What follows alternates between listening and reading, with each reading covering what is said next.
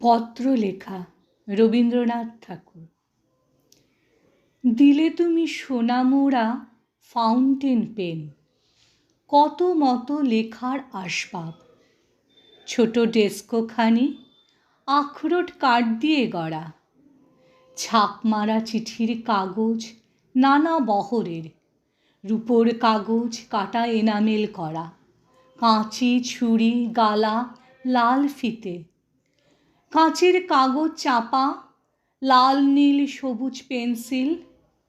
বলে গিয়েছিলে তুমি চিঠি লেখা চাই একদিন পরে পরে।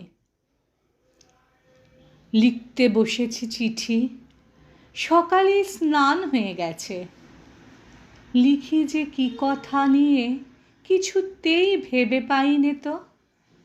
একটি খবর আছে শুধু, তুমি চলে গেছো।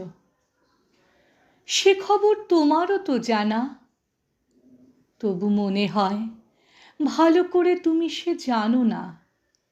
তাই ভাবি এই কথাটি জানাই তোমাকে, তুমি চলে গেছো। যতবার লেখা শুরু করি ততবার ধরা পড়ে এ খবর সহজ তো নয়। আমি নই কবি, ভাষার ভেতরে আমি কণ্ঠস্বর পারিনি তো দিতে। না থাকে চোখের চাওয়া, যত লিখি তত ছিঁড়ে ফেলি। 10টা তো বেজে গেল, তোমার ভাইপো বকু যাবে স্কুলে, যাই তাকে খাইয়ে আসি গে। শেষবার এই লিখে যাই, তুমি চলে গেছো।